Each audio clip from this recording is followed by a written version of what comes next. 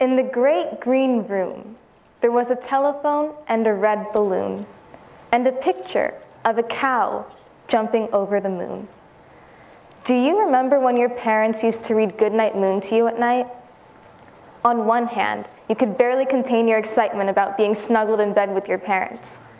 But on the other hand, you knew that this would signal bedtime. You would always say, please just read one more page. Then, as you started getting older, you started reading these bedtime books. In middle school, we would read the epic Harry Potter series. Today, it's ironic because we're struggling to finish Beowulf, and we would do anything to fall asleep. Hello, I'm Shaina Pearl, and today I will be presenting a topic that I'm extremely passionate about: literacy.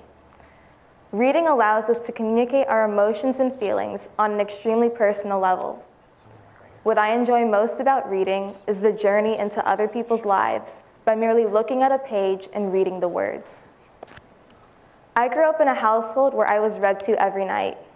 My mom made sure that I could comprehend the basic bedtime stories that she was reading to me. As I got older, I realized that reading had transformed into one of my favorite passions. The older I got, the more knowledge I acquired. My dad always wanted my siblings and I to read the newspaper every day. And one morning in the summer going into 10th grade, I was reading a New York Times article and stumbled across a frightening fact. I learned that the illiteracy rate in the United States was incredibly high among children, teenagers, and young adults. Raise your hand if you don't know how to read. This not so surprising result shows that all of us live in a privileged society. We all attend a highly competitive school, and our parents made it a point before we even started kindergarten that we knew how to read. We are considered lucky. There are many people that are less fortunate than us that never had the opportunity to learn how to read. None of us can comprehend what our life would be like if we did not know how to read. If someone is classified as illiterate, then he or she can see letters but cannot comprehend words. They see words like my title, and it translates to gibberish in their mind. However, if I flip my title, you can see that I will be speaking about taking the ill out of illiteracy.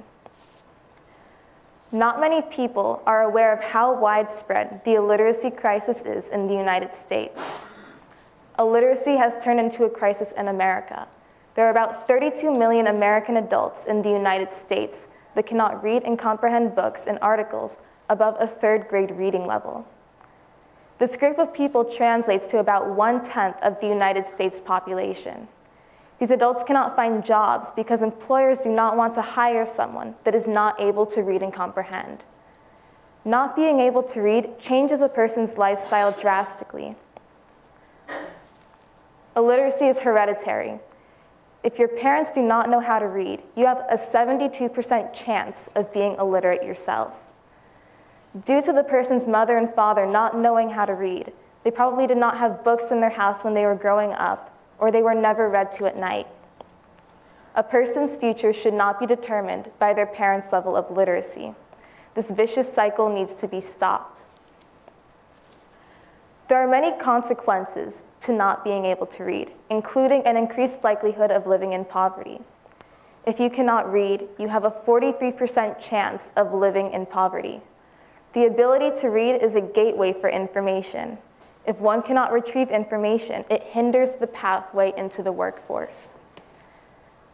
I stumbled across a shocking fact when I was researching the topic about literacy.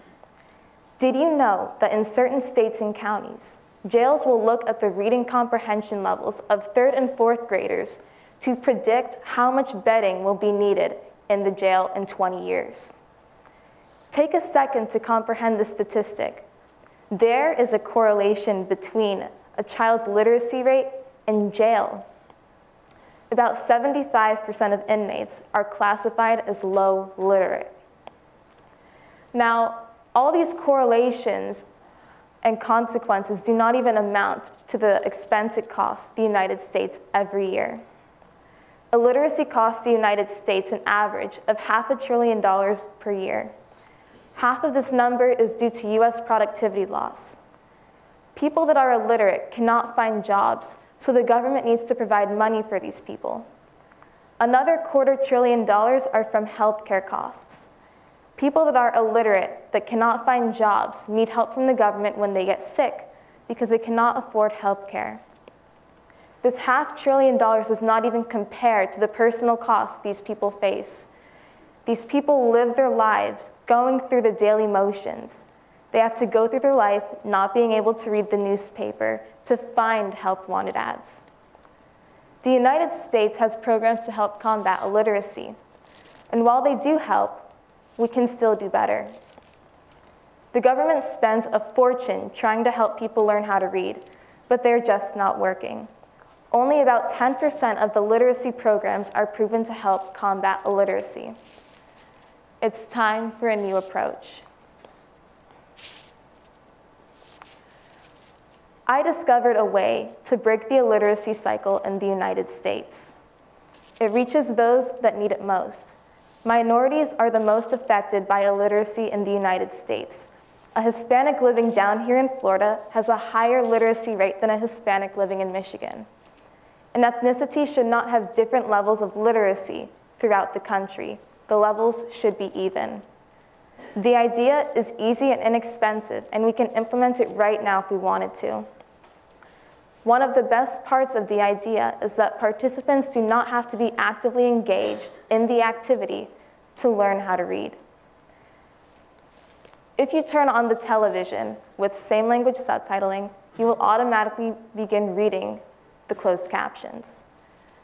The exposure to hearing the words on the screen and actually seeing the words simultaneously teaches these children how to recognize words, thereby teaching them how to read. Our brain also likes to finish tasks. Therefore, if we are watching the television with subtitles, our brain will think it missed something if we did not read these subtitles. Our brain will continue to have a, well, what did that say? Throughout the rest of the program. For many of us, when we were little, the television was our babysitter.